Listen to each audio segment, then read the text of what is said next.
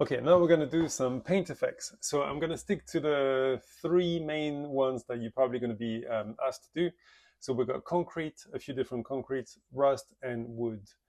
And hopefully that's going to give you enough of the basics to do a bunch of other paint effects as well.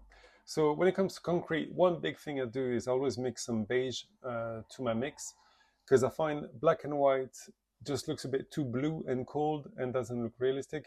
You can put some green if you want to make it look like the concrete is wet, because wet concrete has a green tint to it. But whenever it dries, it's got more of a warm gray look, like you can see on the board behind me. I'm not starting from a just a white base, but it doesn't matter. What I want to do is I want to keep it uneven. Whenever you're doing paint effects, if you're using foam and making it 3D, or you're doing something flat or whatever, you always want to make the viewer believe that whatever they're seeing is real. So you want to be really careful of the story you're trying to convey in your painting. So in this case, the first one I'm going to do is polished concrete. So this would be something on the floor, maybe a countertop or whatever. And you want everything to be really smooth. So for that, I'm using a spatula.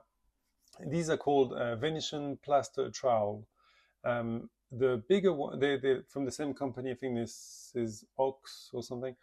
I got the bigger one first, and then I was actually doing a job, like a fairly big job in town by a staircase and stuff. The client wanted something kind of abstract, and and I ended up buying the smaller one because the smaller one is actually easier. The bigger one is quicker, but at the same time, if the wall of the client is not good, then you're quite likely to catch and it won't look perfect. This is the angle you want the trowel to be. So you see, you a bit like a snowboard, you're dragging it, and that's going slow, and then you're going from left to right. And as you're going a bit faster, you don't really see the shift from left to right, but it's really what's happening. You doing it like this, so it looks like you're just dragging it in one direction, but really you always make sure it's got an edge, so you don't grab the paint. And yeah, so the smaller one allows you to work on a smaller area, which then you can get it spot on and then move on to another area and so on. When you're using the big one, if there's any problem, you have to redo that pass, and then it might not seem like much, but it adds up. And when you're using a bigger one, if it's not perfect, it's not ideal. One thing you always want to do is not what I'm doing now, which is leaving it with paint so it can dry. You always want to have a bucket with water in it, and then the sponge, and then you can always make sure it's clean, because your worst enemy when it comes to this kind of stuff is having dry paint or some type of dust or sand or whatever, because then it creates streaks, as opposed to the streaks you see me do there, which those are just paint. That's totally fine. But it's just when you're dragging a piece of dry paint or something, and then you end up having streaks on your work, and it's obviously you don't want that. So it makes you slow down, and you have to take longer to do it. I find this is a really effective technique with Venetian plaster trowel. You can, it works for abstract or polished concrete and marble, all that kind of thing. And you get a really smooth surface, much smoother than with a roller or a brush. And I think it's really effective. You just want to mix the grays. You want to have, brighter or darker grays. In this case, I'm adding a bit of white. I've already got beige in there, so it's already warm enough. And I'm just going to make the old mix just look different, have different values, so it can look more realistic. But again, you always want to stick to your story. You want to spend time looking at concrete and rust and all this stuff, so then you understand how to do it better. It's sort of in the back of your mind. You've seen a lot of concrete and stuff over time. You just don't know it, but it's there. So now that the paint has dried, what I'm going to do is use some PVA glue. This is only good for indoor use because PVA glue is water soluble. If this was outside, you'd want to use latex. And what that does is it adds a sheen, makes it look a bit shinier, and so that's going to help the whole polished concrete look. Unfortunately, I didn't actually film the glare. I mean, I did, but it didn't quite work. It wasn't conveying what I was trying to show. But adding some PVA glue like this on the indoor wall will make it look shinier and make it even more believable. You really want your viewer to be fooled. I remember once I did a fake fake rust in the restaurant, and they had a technician. This is not frozen. I just wanted to show you the look a bit longer. There was a technician that had to drill through the wall. It was plaster, and he was like, "Oh, I don't have the tools to do to drill through metal." And they laugh and they're like, "It's not metal; it's just plaster." So it's really nice when somebody gets fooled with your paint effects. It's a cool buzz. So this is more of a concrete look that you would have seen in the street or something on new builds. So I'm putting a lot of water on the wall to help it glide, and I've also put a lot of water in the paint to make it quite shallow. And it's going to be a game of drips. So as you can see, we've got different values. We've got some grays, some lighter gray, darker gray. You don't want it to be one color, otherwise it's a bit. I mean, it's okay. It's just I have some good references so you can follow that. In this case, I didn't use one because I've done quite a bit of concrete paint effects, and I'm kind of getting used to what I like, what looks real, what doesn't. So I just went a bit freestyle. But if you're unsure, just have some references. Whenever you cover like this with water, you have to know that it dries more transparent. You see more as it dries. And then what I'm doing now, I'm using, I love those bottles, those spray, spritz, whatever. You can get them in a garden center, and they work really well. If you close the valve at the front, you get a mist. And then if you open it up, you got like a straight spray.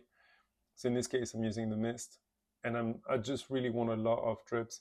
It's basically to mimic whenever you got a new build and they've poured the concrete and vibrated it, you always got these runs, these drips everywhere on the concrete. So that's kind of what you want to mimic. If you're doing this on a big surface, this is only a small 120 by 120 square. But if you were to do this on a big panel, you'd want to have a lot of different looks. So in this case, I'm adding a bit of lighter gray. You could keep the what I'm painting over. That's just more of a rugged concrete.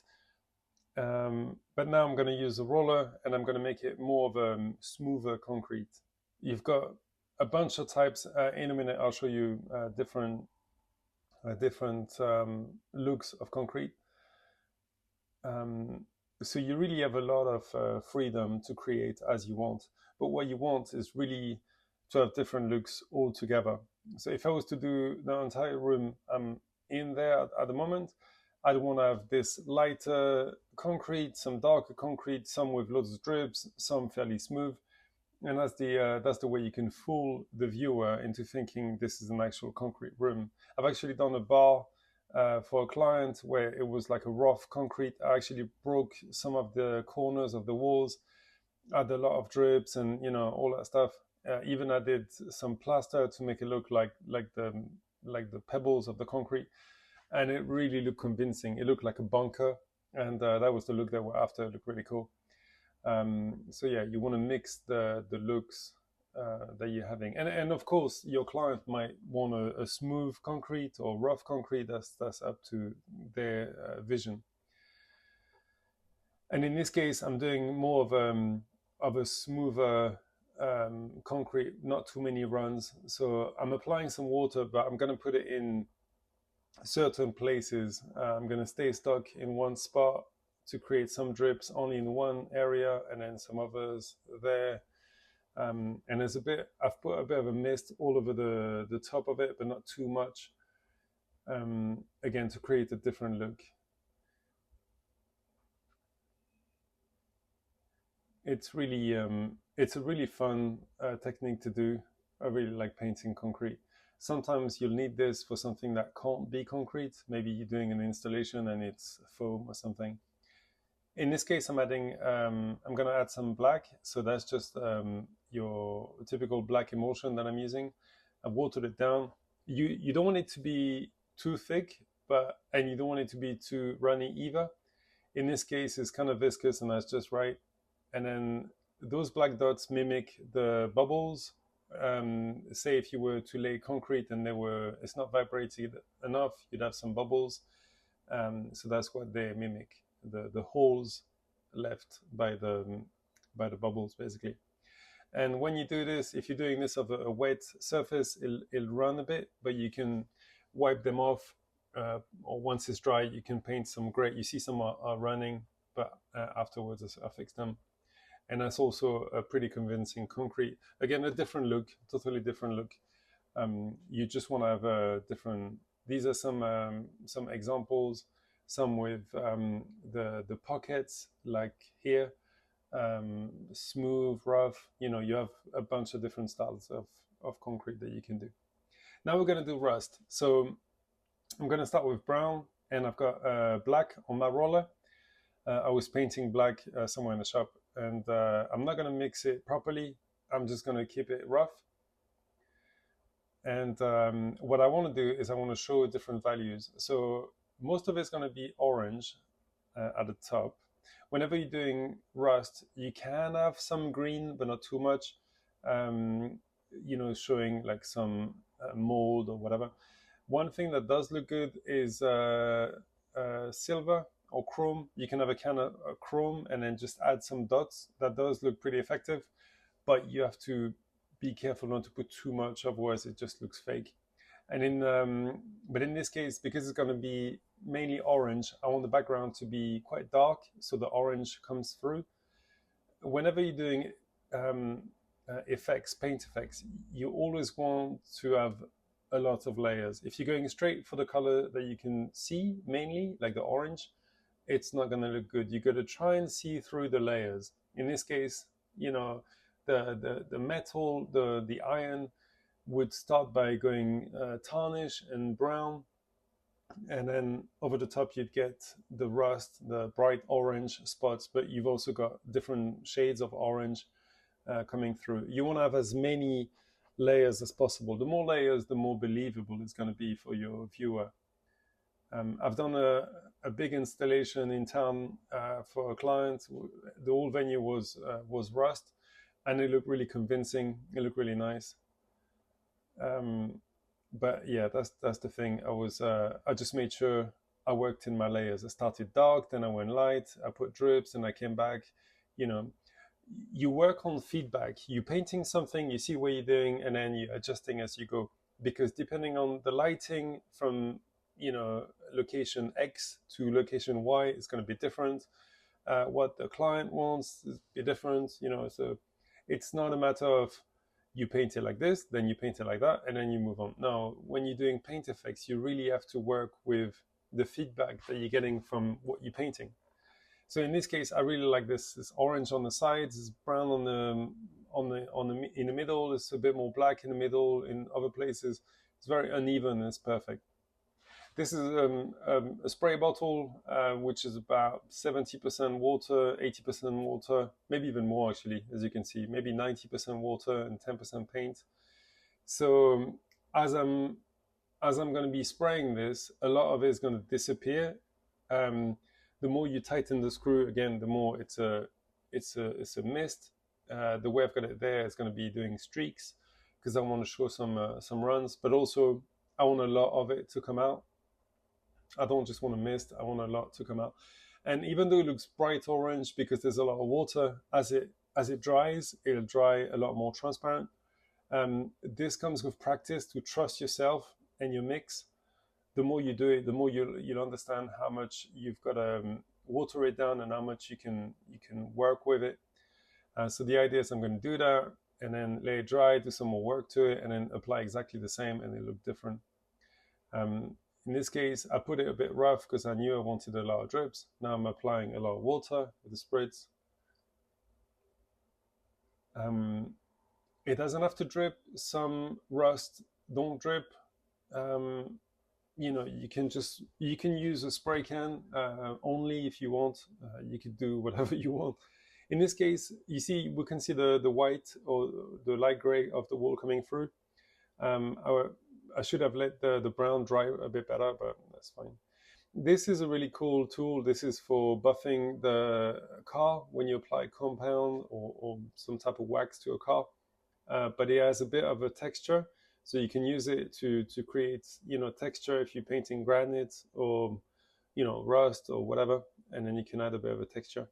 So this is cool. It looks nice, and I'm gonna add a bit of extra drips, extra texture. Again, not trying to be done straight away. You really want to work on it and then show that the rust is formated formed over time. Like the metal has had some years to create this. If you try and make it too quick, it just won't work. One thing you can add is brown and black, but you definitely want to add some orange. If you're applying orange spray can to something that's wet, it'll bleed a bit, so the drop will spread out. And if it's dry, it'll look like what it looks like on the paper now, where it's just nice round droplets. So you can do both. You can apply some spray can over a wet surface, lay it dry, and apply some over a dry surface to get different looks. But I think this is really effective.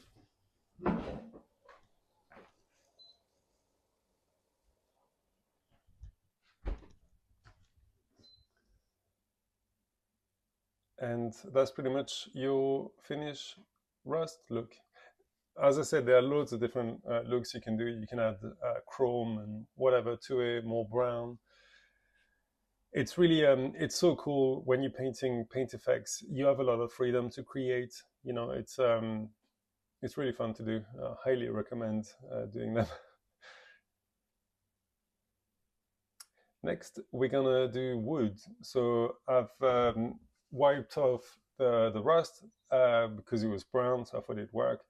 And I'm gonna do something similar. So I'm gonna use brown and black, and I'm not gonna mix them properly because again, I wanna create different values. So I'm creating weathered wood.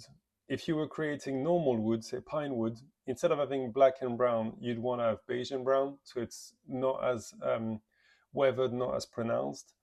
And then if you want to do a color on top of it, like say a blue or white or something, showing that the planks of wood were painted and then weathered, you want to do this. And then once it's dry, you simply do the same with your chosen color, and then you'll do what I'm about to do there, and that's about it.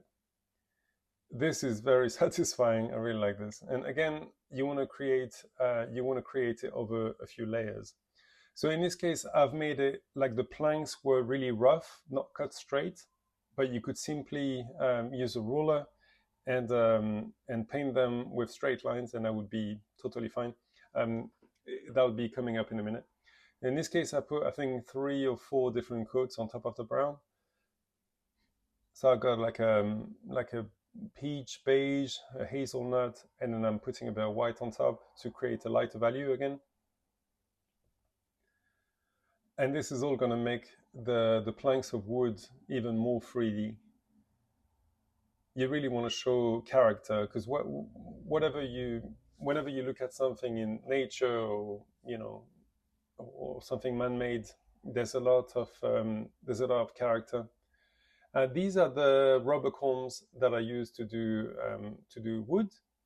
And they're very simple. All you do is just drag them. What you want to do is you want to drag them differently from one plank to another. As you can see, I go back and forth until I'm pleased with the way it looks. You don't have to get it spot on straight away. But yeah, you just don't want to make it look identical from one plank to another. You want to vary the style. And all you have to do is just rock it back and forth. I'm dragging it, I'm rocking it, and you just want to make sure the paint that you've applied is quite wet, so you can create some ridges. and the ridges make it look even more believable. It looks like the wood is, you know, it's been weathered. It's not smooth, like the grain has come through over time. Really trying to sell a story. This is when you do an effect, you really want to look at your reference and, you know, really work on it and make it look believable. So as you can see, this is the look. Now I'm just gonna create some edges with black to make it look like um, like gaps basically between the planks. But I've done them freestyle to make it look like an old barn with some really weathered planks. But again, you know, if it was like a lot of coffee shops do this where they have old planks, but the carpenters cut them straight, so you can do that instead of adding the black line in you know, freestyle. You could just use you can use a marker pen and just cut them properly, or use a brush, whichever. You do want to let the surface dry because otherwise it'll blend and your blacks won't be very black. So in this case, I just finished all of this. I let it dry, and then I've added some gaps with the black. Again, freehand to make it look really rough, as the wood, you know, would have aged and warped over time. But you could simply use a roller if you prefer to have a much straighter lines. You can also, you don't have to use black to create big gaps. You could just use masking tape as you're using the rubber cones, and that alone would create a separation, and that'd be enough. It's good to have some planks that look like they've been cut and joined like this. It's really free. You can do a lot that you want. And once all of this is dry, if you want, you can add, say, a blue, and then use the rubber comb again, and then just make it look like it was painted and then it got weathered. So very effective technique, something that you're quite likely to use for your clients. That's it. Next one.